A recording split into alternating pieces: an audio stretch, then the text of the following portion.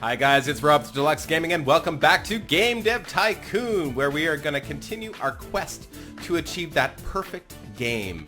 So we left off here with myself and Paul. Paul is a designer, so he's got 519 points in design, which is absolutely spectacular. It puts him in an excellent position to be able to add more than enough design points for even some of the more advanced games. We don't, unfortunately, have anybody that's good at technology yet.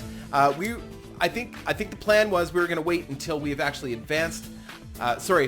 We were going to wait until, Paul goes on a vacation, and then that's the best time to fill that position because then they will be vacationing at the same time in the future, and it just makes it a lot easier because the last thing you want is for your guys to be tired while they're developing, of course, that title that you're hoping is going to be a great hit.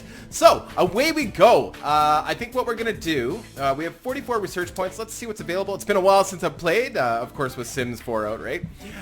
So, we could actually get most of this stuff. We just got a new graphics engine. I remember that, and we did develop our newest engine. Let's just research a couple things here. We're going to get medium games, and we're going to just one of these level editors, so under level design. Now, like I said before, things like level editor, you only get to use unless you build a new game engine. So, news today, the new game platforms, the Super TES, Ninvento. So again, it's very similar to the old Ninvento system where casual, young games were very, very popular. But that's okay because there's lots of great opportunities for casual casual games geared towards a young crowd that are just super fun and can be super profitable, right? Hi Rob, I followed the progress of Deluxe Gaming for a while. It seems that with your recent expansion, you've started developing larger games. Larger games deserve to be seen by more people, and this is where a publisher can come in handy. This is very, very important. And this is where your company has the opportunity to do things that they wouldn't normally be able to do. Unfortunately, you're gonna have to do what you're told for a while, and it's only for a while. And every single game company goes through this, where they don't have enough money to reach all of those audiences worldwide, and they actually need that funding to be able to advertise and publish their game worldwide, right? So, unfortunately. So a publisher will market and publish your game around the world. They will also help fund development in return. In return, they keep most of the profits, but since the game will sell a lot more, it's usually still worth it. So it is worth it. I can put you in touch with some publishers, blah, blah, blah. So it is worth it until you reach 100,000 fans. So the goal here is to do some publishing contracts, and then once you reach 100,000 fans, you no longer need the publishers. The publishers are actually just a huge pain in the butt, which you will see, but we're not going to actually use the publishers until we get our third position filled. So in the meantime, we're just going to use up a couple more research points so we can actually get, you know what, let's just see what's available for contracts here. So our goal, we want to just get some more research points. SimCity still is running, so it's done 30,000 units. It's not that great, but you know, keeps us in business, right? We're just kind of marking time until we can get our third position filled here, and we might just develop another little game.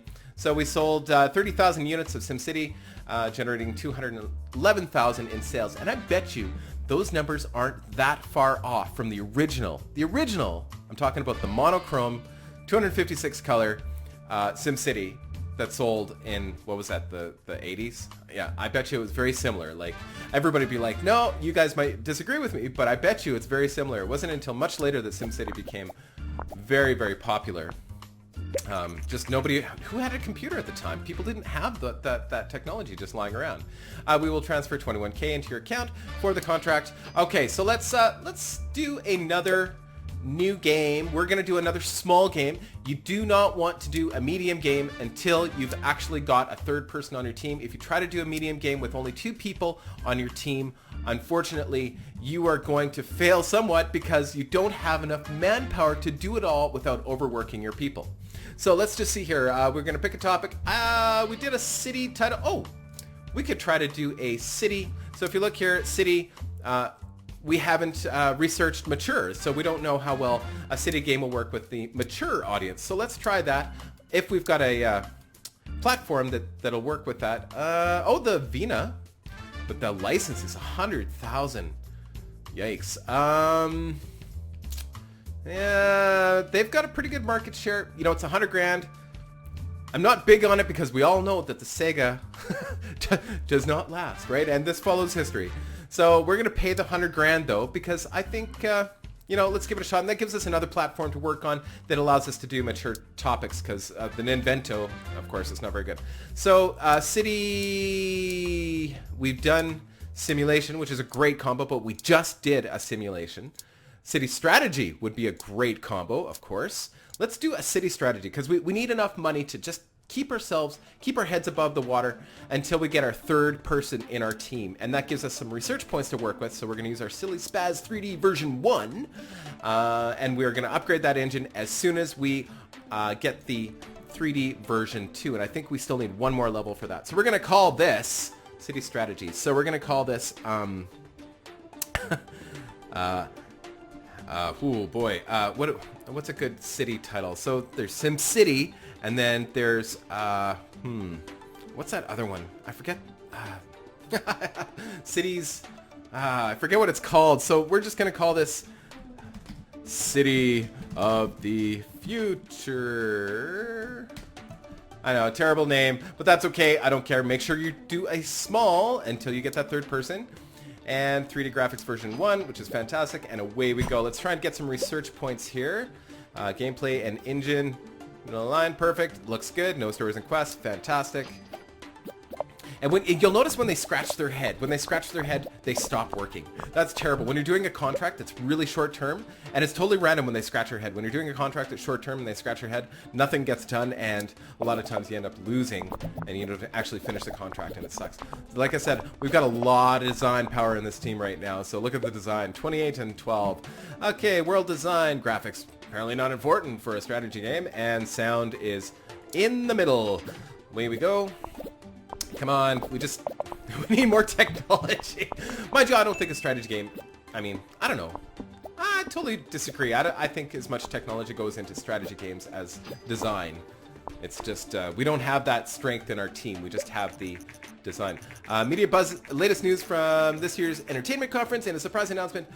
Vonnie, a company known for General Electronics, has presented a prototype console called the Play System. And originally the PlayStation was supposed to be a joint project between I keep saying Ninvento now, Nintendo and Sony, but journalists around the world, BAFTA is only one day after the Vonnie and Ninvento jointly announced the Play System at Entertainment Conference, things have turned sour. And that's when they divided and they went their own ways, which worked fine. I think Sony really, you know, did quite well in long term, right? And so did Nintendo. I think Nintendo's still doing well. A lot of people disagree with me, but, you know, they still make games that you just can't get on any of these other systems. And they're sophisticated in their own way. So engine has gone up by 1 point, sound has gone up by 1 level, level not point, which is fantastic, which will open up some, didn't open up any research this time. And here's the reviews. Okay, average. That's fine. Like I said, we're just kind of marking time. We just want to get a little bit, we just want to maintain our bankroll so that, and of course, get some more research points so that we can we are on top of our research. It's really easy to fall behind in research because you can spend all of your research points training your guys. And then when the opportunity comes to create a new engine, you do not have the research points to finish off all those other bits and pieces that you want to include in your engine. Okay, so, we didn't actually figure out whether or not mature games are good with the city type. Sometimes that happens where you actually don't get any research, you don't get any new information, which really sucks. So we'd have to do that again in order to get more information. All right, so I'm just going to pause it here. So you'll notice that Paul here, his bar has started to go down, which means he is getting tired. He's ready to be sent on a vacation. So before we do that, we're going to start looking for a new guy. And our new guy we want, of course, like I said before, complex algorithms if you're looking for somebody who's high in technology, showreel for design and game demo kind of mix. We want somebody who's really good with technology because we got a super strong, I don't want to spend too much money. It's worth spending some money. The more money you spend, it just means you get more applicants. It doesn't necessarily always mean that you're going to get good applicants, and that's where it kind of sucks. So I could spend $2 million, get 10 applicants or 20 applicants, and not one of them be worthwhile. So, you know, there's a lot of chance in this. So, but I'm going to spend 150,000. Yikes. That's tight, man. That's tight. But we're going to give it a shot. Okay, so searching. And as soon as we know that we found somebody, we're going to send Paul on vacation. Oh, why are we just sitting here doing nothing? That's silly. Okay, so technology 372. It's pretty good, but not so good for speed and research. Yeah, no, it's got some higher research, but I really want somebody. See what I mean? Like, we spent 150,000 and we really only have one choice. Well, actually, I'll be honest with you. This guy looks better. Yes, his technology is only 311, but I don't have to spend all that time building up his research skill, which I like a research a minimum of 300. So we're gonna still have to work on his speed and research, but at least we won't have to work on his. We won't have to do this much, right? So even though his technology is higher, speed and research is also a big factor. So yikes. If you added all these up, Levi has more points than Nicholas, and Levi is actually cheaper than Nicholas. Interesting, eh? It's just his technology is higher. And Levi has more design than Nicholas. So, and that, believe it or not, that design will still help. So I think we're gonna go with Levi, and we are going to send him on vacation right away. And while he's on vacation, Levi is gonna do our staff welcome training, which will help us him adapt to the office. And of course, you'll notice that everybody's little skill bar here goes down because nobody's really used to working with each other. Okay, so the TES, or the original Invento system, released 3 games, and we actually earned 553,000 from those 3 games. That's pretty good, but it's no longer on the market. Okay, so you might as well research something else. That's it. So that's good. So we can actually do some training now. Keep in mind, when that bar is lower, you do not train as well, but I'd rather do that than actually work on a game right now with those bars lower, because, you know, the game won't be as good. So he's going to work on his research. Paul is going to work, whoops, no, not research. Paul, let's do, so your design's good, but you still need lots of research too as well. So let's work on that. And Levi, what are you going to work on? So you definitely need research as well. Research, of course, that research skill directly translates into how many research points you get when you do things. And so because all of these guys are part of the team that's going to be working on games, you want to be sure that that skill is fairly high. Or as high as you could possibly make it, because then you get more research points and allows you to do bigger and better things faster than other companies, which is really, really important. Contract work.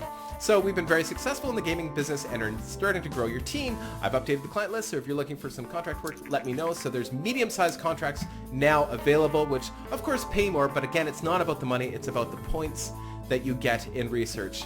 And it's a good thing to do in between games, you know, while you're figuring out what you're gonna do. So I think we're gonna do another round of training because because we still have some. Levi still isn't at his best. So research 417, that's pretty good. I'm very happy with that. And I think because we're lacking a little bit in technology. So this is where, you know, you can start to make those tactical decisions. My guy is kind of balanced. So he could either go the design route, or I could go to the technology route, or I could do kind of a mix of both, which is Game Dev Gems, which is technology 2, design 2, research 1, and speed 1. And that's kind of a balanced approach, and it would kind of bring him up together. But because our design guy is so strong, Paul is sorry, I'll just show you. Paul is so high in design, right? So he's got 519 in design, and Levi, he only has 311 in technology, so we're a little off balance. So I think to counterbalance that, or to balance it all together so it all works, we're going to work on technology specifically. So away we go. And Paul, you're probably going to work, you're going to work a little bit more on your research for now. And Levi, of course, I think you're going to do, you know what? Do a round of speed. That will help speed up everything he does, right? And then when we're done that, you know what? we're going to go to a publisher and see if we can't have a publisher publish a new game. So we get to design it, but they have to publish it. So now that offers some advantages and some disadvantages. Number one, they're gonna do some marketing and advertising for us. Number two, they're gonna give us a little bit of money to get started, which is fantastic, right? Because we only have 2.4 million. Sounds like a lot, but it's not. And the downside is we have to do kind of what they tell us to do. Fortunately, unlike the real world, there is no time limit, so we can take our time building. In other words, we can finish off all the bugs. You know, like you always hear about big publishing companies where they never gave the team enough time before release to finish the bugs, and then something gets released with bugs, and really it's the publisher to blame, right? Because they had their deadline. And that used to happen a lot with EA. I don't know if it happens all that much anymore. I'm really impressed with their release of Sims 3. They're even offering, or Sims 4, and I just want to say this, I know we're in a totally different game, but right now they're even saying if you don't like it, return it. It's unheard of. I think that's absolutely remarkable, and I'm not a EA fanboy. I'm actually quite the opposite. I love their games, but there's been some problems over the years, and this move was just brilliant. I love it. So with a publisher, you have to do what they sort of tell you to do. So they're saying you can develop a game of any topic of your choice, but it has to be casual. And you have to use the Master V platform, which is really, there's not a huge market for it. Besides that, we don't have a license for it, so we'd have to pay $90K for the license, right? Oh, sorry, this is the upfront pay. This is what the publisher's gonna pay us to do the game, but we'd still have to pay whatever the license is for the Master V. I don't know what it is. It doesn't say it on here. Now, we would have to achieve a minimum score of 6, or they're gonna charge us $195,000 in penalty. Now, keep in mind, even if our game's a hit, even if our game pulled off a 5, it would still probably cover the cost of that penalty. So this is a concern for sure, but as long as you can produce a game that's at least middle of the line, you're not gonna lose money. Now, another thing to look for is the royalties, and generally the higher the minimum score expectation is from the publisher, the higher the royalties will be. So if the minimum score was like 4, the royalties will probably be like 7%. But if the minimum score is 8, the royalties may be 15%, right? So you get more, but it's a higher risk. So here we go. So they want me to build a game on the Gameling. It has to be the government topic. Has to be a casual genre, which is good. Casual and Gameling work really well together, but government and casual, I don't know so much. Either way, I have not researched government yet. So if I accept this contract, I have to immediately go and research government before I even can begin. Now, the minimum score, they're expecting a 7 from a government casual. That's tough. That's tough because I don't think government and casual is a good combo. So you really have to be careful here. Like, you know, most people are pretty good at determining whether or not a game is going to be, you know, if it works or not. Like, it's pretty easy to say that there's not too many, you know, government casual games, like a political casual. I don't know. But if we were to be successful, we would get 12% of all the money that was made from that. Doesn't sound like a lot, but keep in mind this thing's going to be selling all around the world. Very different from what we've been doing up to now. They would give us $105,000 to get it started and would charge us $210,000 if we didn't make that minimum score. This seems like a bad deal. Number one, we don't have government research. Number two, government casual. I don't think so. And it just doesn't seem right. Okay, so this one looks interesting. So they're saying we can, any topic, as long as it's adventure, has to build it on the we have to build on the PC. Now the PC is not as popular as some of the Ninvento or even Sega platforms, but PC is pretty consistent. You know, PC is usually in that 9 to 10% range, which is okay. It's not bad. But look at this. Well, I only need a minimum score of 4. So as long as I get a 4, I don't have to pay this penalty. Royalty's only 7%, but keep in mind this thing's selling all around the world. So even 7% of 100 million is still $7 million, right? So that's not bad. And they would pay us $60K to get started. So this one we will definitely keep in mind. Mystery, any genre. Again, I don't have the license for this, so there's probably 50,000 right there. Minimum score, you know, this one's pretty reasonable. This would be a second pick because minimum score 5, mystery, any genre. being that it's any genre, I'm sure we could find something that works well with mystery. So that's not a problem. So that, therefore, the minimum score is not a problem. Royalties better than the PC, but I don't want to pay this. I don't want to pay the license for the Master V because Master V is on its way out, whereas a PC is not. So let's accept this contract. We're going to get 60K right away. 60K upfront payment. Awesome. And this is a medium. So this is our first medium game in Deluxe Gaming. Awesome. So hold on. It can be any topic adventure. So let's pick, I don't know, let's just take a look. Werewolf would be okay. UFO would be okay. So again, this is from the research that we've done already. Mystery adventure is a great combo. Time travel and adventure is a great combo. Superheroes and adventure, terrible combo. And city and adventure, we haven't actually done that one before, so I don't know what that would be like. I'm not going to take that chance with a published game. You know, if we were just doing another small game just for fun or whatever, you know, just to maintain our bankroll, fine. I think time travel adventure, that'd be kind of fun. Well, or mystery adventure. I don't know. Okay, so we're gonna pick our game engine, which is the Silly Spaz 3D version 1. Hopefully we get that improved. Mystery also. You know what? This is for the PC. The PC. Now, unfortunately, we can't click and see what the PC is good at and not, but I do know that mature games work well on PC. And adventure games, of course, just about everything works well on PC. It's just it doesn't have as much of a market share usually. But we also haven't researched whether or not mature games work well with mystery, and I bet you it does, because see, young 1, E2, I bet you mature is 3, so we're going to do a mature game on the PC, mystery adventure, medium game, perfect. What are we going to name it? We're going to call it the Underhanded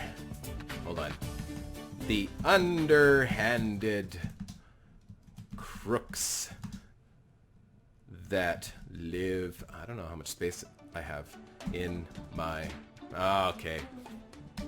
I was going to say the Underhanded Crooks that live in my mouse and my brain, but I guess we don't have enough room. The Underhanded Crooks is good. Okay, very good.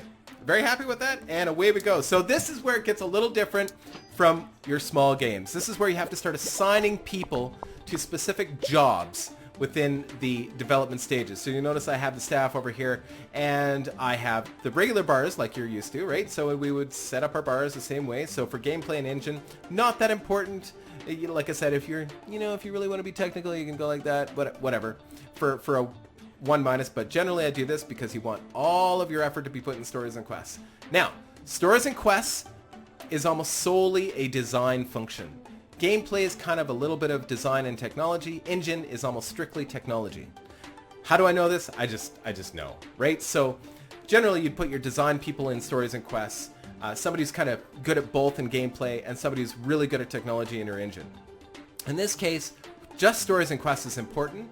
So we are going to take Paul Reeves, who's really good at design, 519, and his job is taking care of stories and quests. Now, look at this. So Paul Reeves, 80% of Paul's abilities are being used just to do the stories and quests for the team. Now, so if 80% is here, that means 20% is left.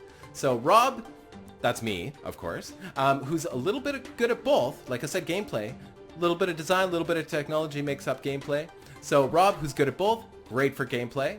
And Levi, who's really, well, pretty good at technology. That's sort of, you know, why we hired him. We're going to put him in engine. So there you go. So 10% of all of Rob's strength in this development, or, you know what, you understand, right? 100%, this altogether accounts for 100%. 80% is Paul. 10% is Rob, 10% is Levi, and away we go. Now, remember these numbers.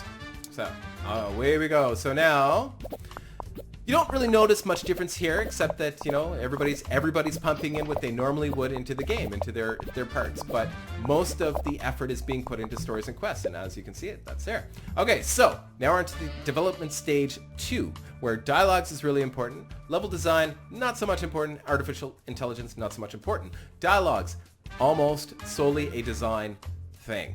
Level design, a mix of design and technology. Artificial intelligence is almost strictly technology. So Paul Reeves, we've used 80% of Paul Reeves right now. We've used 10% of Rob and 10% of Levi. Now, if we put Paul Reeves in charge of dialogues because he's really good at design, that's going to make Paul Reeves overstretched, and it's not going to work well. He's actually going to falter halfway, and we're not going to get out of him what we need to get out of him. We're better off taking Rob, who's kind of mixed. He's got pretty good design, pretty good technology. We're better off using him on the dialogues. Therefore, we save. You also get bonuses for making sure that you don't overtax your guys, and you're good at the management piece, right? So, and we also have artificial intelligence to do, so we can actually go, you know what, I'm going to use Rob for the artificial no, we're going to use Levi. It only makes sense, right? But now you see, this puts us in a position where if the next choice is almost strictly design, we're still going to have to use Levi, even though his design is pretty low.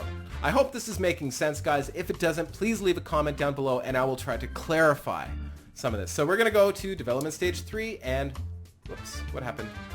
Oh, I forgot to, weird, level design. Oh, okay, sorry, I meant to put Rob there. Right, so there we go. 80, 20, 20 left. That means, well, we're hoping for the best here. Now we could put Paul there. Yeah, let's put Paul there. That way, got a nice balance. So 90, 90, and 20. Okay, and away we go. So they are going to continue to work on the game. It's much more difficult to work on the medium games. Once you get to the large games, it gets really complex, and that's why I like those clean numbers like the 80, 10, and 10. Like I said, you could kind of play with it because there's only one minus there. You could increase that a little bit and try to get that, somewhere right. But then it makes it really difficult to manage your staff, because I know that Rob can only go 10% more, Paul can only go 10% more, and Levi can go, another 80. So we're already going to have to fudge this a little bit just to make that happen the way we want. So in other words, no matter what, world design is really, really important. And unfortunately, the only person, we can't put Rob here, he'll be over. We can't put Paul here, he'll be over. Got to put Levi here. And so we actually did not plan this as well as I had hoped. We should, I don't know. An adventure game is very design oriented, and that's where you can start building a team around the types of games you're going to be making. So if you were really interested in doing a lot of adventure games, of course, we would be going for a much stronger design-based team. Now, we've got a pretty good team for design, but really, we should have another person, just another design person, just if we're doing a lot of these types of games. So now, we have to figure out how we're going to balance the rest of this. Levi, we don't really have a choice. World design is, of course, a design thing. Graphics is kind of in between, where it's a little designy, it's a little technology, and sound is a little more, it's kind of mixed too as well. But in any case, we have no choice but to use Levi here, and we're gonna bring up sound a little bit to kind of bring that down to 100, like so, and then we can throw. See, there's almost no way we can do this now.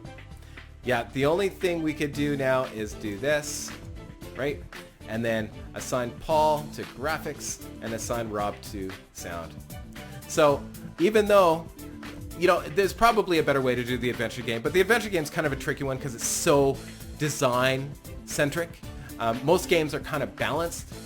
This one's kind of tricky, and I'm sure we could have planned that better, but I was trying to explain it at the same time. But anyway, so away we go.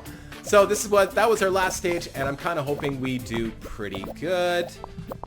We're still using, kind of an okay engine. We need to move up in that next level of engine so that we can get some better designs, because this is pretty low. This is pretty low. I think for this stage of the game, I think we could have done better. But I don't know. We'll see. We shall see. Pretty excited. Okay, we just let him finish up a little bit. Now, usually in a publishing game, there's a little bit of hype, but I think it depends on the publishing company and depends where you are. And once you've released so many games, they start to hype it up a little bit more for you. Paul apparently is good at security, and he thinks he could spend $50,000 and really improve the security of the office. I always say yes to this. I have never said no. I wouldn't dare say no to saying, no, we don't need more security. So yes, 50K. There's been nothing that ever comes from it that's bad, so whatever. If it's not bad, don't change it, right? Okay, and we are done. Crossing my fingers. Still really design, well, it's a design-centric genre. Mystery is a design-centric genre. So I get this bonus in experience because it's a new combo, because we've never used that combo within this particular game. And we also get a bonus for experience for good management. That means we didn't go over 100% in any one of our guys. We got our 3D graphics, version 1, level 3, which means we're going to be able to go to the version 2 level, which is amazingly cool. And we get to release the game. See? 3D graphics, version 2. Perfect. So, while that... game convention. So, G3. So, kind of like E3 that happens every year, where all the game publishers get together and they do a show and they have booths and everything. So, they follow the progress and they're inviting us to Games, also known as G3, right? By having your own company at the booth, you can gain a lot of fans. This is probably one of the best ways to do marketing or advertising for yourself is the G3. And a lot of times what I do is I don't build a game until it's G3 time, and then we start the game, and then it's kind of like it's a double, you can get fans as well as advertise for your game at G3. So it just works out well. So here's our first review for Underhanded Crooks. I think we have to make a minimum of 4, so I think we're okay already. I was kind of hoping we'd do better, but we're still a new team, so that's another factor too. Levi is brand new to the team, so he's still getting comfortable. Yeah, we could have done better. Quirky but good. Average. I'd say average. Okay, so we're going to generate our game report, and let's see if we can't get 3D graphics version 2. Perfect. And while we're doing that, you can just train a little bit. Let's throw you in, we'll do some more speed training. So you always try to keep these guys busy. It's tough because sometimes you just don't have the research points to do some of the things you want to do, but you got to keep everybody busy. That's how you get better at this game. Don't waste your time just sitting there. If you've got nothing to do a contract. If there's no contracts, do some research. If there's no research, train. Always be doing something. Rockvale Softworks, the game meets the required ratings. We are looking forward to future business. In other words, we are not going to get penalized. But look at the sales. So this is a difference with the publisher. 381,000 sold in the first week. That's why 7% is not that bad, because 7% of 381,000 is more money than I think we've made on the first week in just about every game. It's pretty good. 286,000 in our pocket. That's pretty darn good. I know we've had 1 or 2 games that were better. I think that one game we had in our garage was better, but still pretty darn good, right? That brought us right back up. So we're back where we were when we started the project. So already, which is good. And we still probably have many weeks. Didn't do that well though. So post-release analysis of Underhanded Crooks is complete, and its stories and quests not too important. In other words, we still didn't get the research we need to know whether or not mystery and mature is a strong genre type. So, okay, so I think as soon as we can actually get this started now, because when you're creating an engine, it doesn't matter if everybody's ready to go. When you're doing a game, you want to make sure everybody is 100%. The guys are well rested, and they're not doing anything else. Because even if one person is doing something else, you get penalized for that. You want to make sure that everybody's ready to go. However, when you're doing an engine, it doesn't matter, because they'll just pick up wherever you left off. I hope that makes sense. So here we go. So we're no longer going to have 3D graphics version 1. We don't need to worry about the X1. You only need to work on 1. Because if I did all this, look at this. It raises a cost hugely. But we're never going to be doing 3D graphics version 1 again. We're doing 3D graphics version 2. And any of the other little pieces of research that you got, so we got simple cutscenes, which is amazing, really good for stories and quests.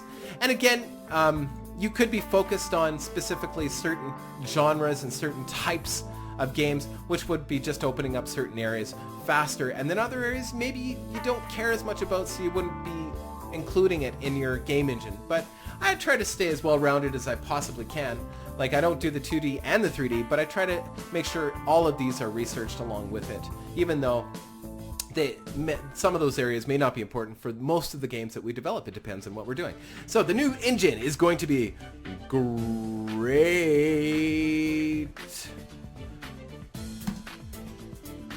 Engine of Doom. No, that's not right. I'm trying to make fun names like Grazza Engine. Don't know what that means. 3D version 2. And it's going to cost us $260,000. We've got the money. It's worth it. So yeah, no, they just do their thing, and we get some research points along with that. And we are going to call this an episode. I hope you've enjoyed it. If you do enjoy the series, please drop us a like. If you really like us, subscribe. I like this series. I like doing Game Dev Tycoon as much as I like doing anything else. We are on our way to greatness in this game. I guarantee it. And I know I talked a lot in this, and we didn't do a whole bunch, but we're on our way. We're not going to the game. So this is your option to go to the game convention. We're not going to go to the game convention this time because I prefer to go when we're developing a new game, and I'll explain why on the next episode of Game Dev Tycoon. Take care, guys. I love you.